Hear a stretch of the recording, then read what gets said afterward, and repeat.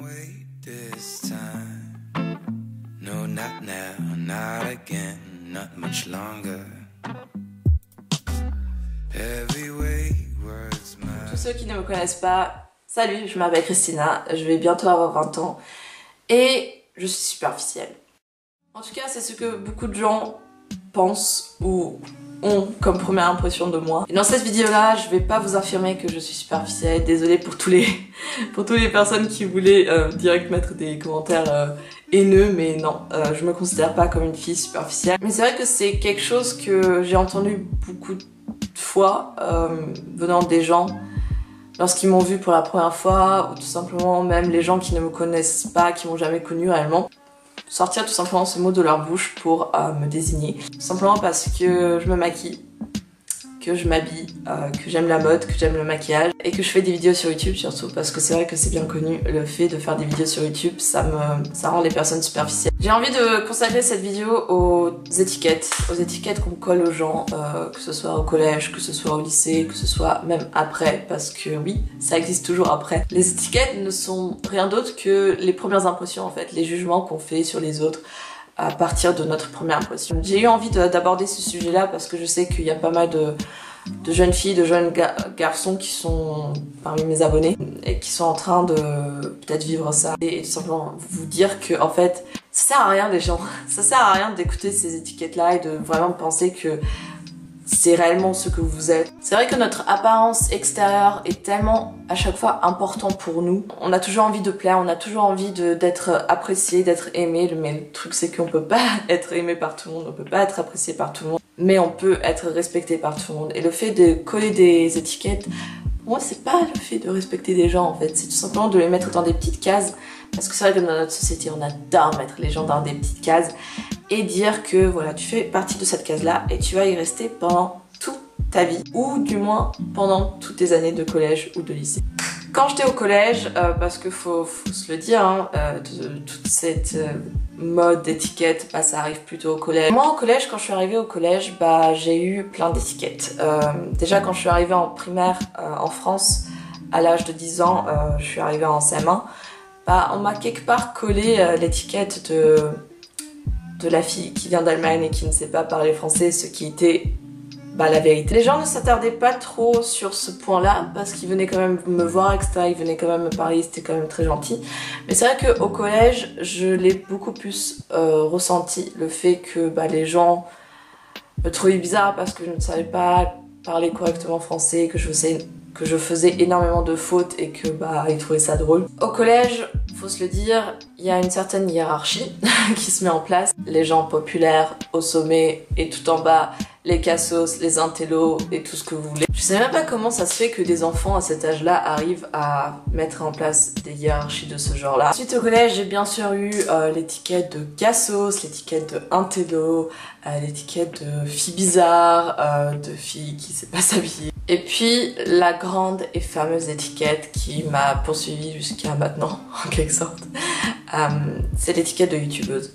Et c'est, je pense, l'étiquette que j'ai le plus mal vécue parce que je comprenais pas en fait pourquoi les gens se moquaient de moi par rapport au fait que je faisais des vidéos sur YouTube. Ils ne comprenaient pas pourquoi est-ce que j'avais décidé de faire des vidéos sur YouTube.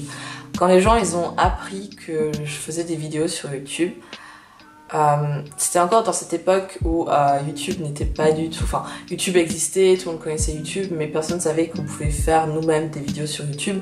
Et surtout des vidéos comme ça, face cam, où on parle. Et c'était vraiment très très très bizarre pour tout le monde. Ce que je peux comprendre, parce que c'est vrai que quand il y a quelque chose qui n'est pas encore réputé et qui apparaît pour la première fois, c'est vrai que tu trouves ça assez bizarre. Sans savoir que tu vas devenir accro après, parce que c'est vrai que tous les gens regardent maintenant aujourd'hui YouTube. Ils ont catégorisé le fait de faire des vidéos sur YouTube comme le fait d'être superficiel, de vouloir avoir de l'attention, alors que c'était pas du tout mon attention en fait. J'avais commencé les vidéos sur YouTube quand j'ai eu 13 ans et demi, tout simplement parce que je me sentais seule. J'avais pas vraiment d'amis et je voulais avoir des amis. Je voulais pouvoir m'exprimer, je voulais pouvoir parler parce que c'est vrai qu'à cette période-là, je parlais pas beaucoup, je m'exprimais pas du tout et c'est vrai que ça crée un manque en fait. J'avais besoin d'exploser, j'avais besoin de raconter ma vie, même si c'était juste par le biais de vidéos beauté, make-up, mode qui faisait encore plus amplifier le fait que les gens comprenaient pas en fait. Et je savais que si j'allais arrêter, ça allait pas du tout améliorer ma situation personnelle, c'est-à-dire devenir plus moi-même, plus qui je suis et m'ouvrir enfin, m'exprimer. C'est vraiment quelque chose que j'avais besoin et je pouvais pas le faire avec eux parce que tout simplement ils voulaient pas de moi à cause de ces nombreuses étiquettes. Et finalement j'ai appris à vivre avec en fait. Je me suis dit bon bah voilà, t'as cette étiquette de youtubeuse collée sur le front, tant pis, tu fais avec, tu fais ton truc à côté et puis les autres, voilà, t'essaies de t'en foutre en fait. C'est plus facile à dire qu'à faire forcément. Et en seconde, je l'avais tellement mal vécu le fait d'avoir cette étiquette qui était collée sur moi. J'avais vraiment juste l'impression que les gens ils voyaient juste Christina la youtubeuse, point final. J'avais l'impression d'être invisible pour eux en fait, que j'étais juste ça et rien d'autre en fait, qu'il n'y avait pas une personne qui était derrière tout ça et que c'était juste la youtubeuse, point final. J'avais l'impression qu'ils m'appréciaient pas juste parce que j'avais cette étiquette qui était collée sur moi. En seconde, ça m'a tellement peiné en fait, ça m'avait tellement atteint que j'avais décidé d'arrêter de faire une pause. Et du coup, j'ai fait une pause pendant mon année de première. Enfin, ça a duré 6 mois, un truc comme ça. C'était quand même énorme. Mais pendant ces 6 mois, j'ai juste remarqué que ça me manquait trop, que j'avais réellement envie de faire des vidéos sur YouTube. Et je regrette absolument pas d'avoir fait cette pause parce que c'est vrai que pendant cette pause, en fait, les gens, ils ont commencé à me voir autrement, à commencer à s'intéresser à la Christina et pas à la MS Chrissy 13. Et ça m'a fait vraiment plaisir en fait. Ça m'a fait vraiment plaisir de voir qu'il y avait des gens qui venaient jamais me parler et que tout d'un coup sont venus me parler. Et après j'ai repris les vidéos et forcément tout le monde savait jusqu'à la fin de terminale que je faisais des vidéos etc. Mais cette étiquette de youtubeuse est disparue en quelque sorte. Enfin, je la sentais moins collée sur moi en fait. Tout ça pour vous dire, ce phénomène d'étiquette, ne faites pas attention en fait. Soyez juste qui vous voulez être. Parce que le truc avec les personnes qui vous collent des étiquettes, ce sont des personnes qui ont tout simplement peur d'avoir eux-mêmes une mauvaise étiquette, qui n'ont pas du tout confiance en eux. Comme vous avez peut-être pas confiance en vous. On est tous pareils en fait, mais c'est juste qu'il y en a qui se servent de ce manque de confiance en soi des autres pour avoir plus confiance en soi-même. Et souvent les gens qui se moquent de vous, les gens qui vous embêtent et parfois qui vous harcèlent aussi, ce sont des personnes qui eux-mêmes sont blessées, ce qui ne justifie absolument pas leur acte, mais c'est vraiment pour vous faire comprendre que la personne en face de vous, que vous avez l'impression est supérieure à vous, vous avez l'impression qu'il est plus fort que vous et qui peut mettre tout le collège contre vous, c'est une personne qui est exactement dans la même situation que vous au niveau de ses ressentis, au niveau de son mal-être en fait personnel. Et le truc avec les étiquettes, il faut juste essayer de faire abstraction, essayer de penser à autre chose, de pas se faire abattre par ça.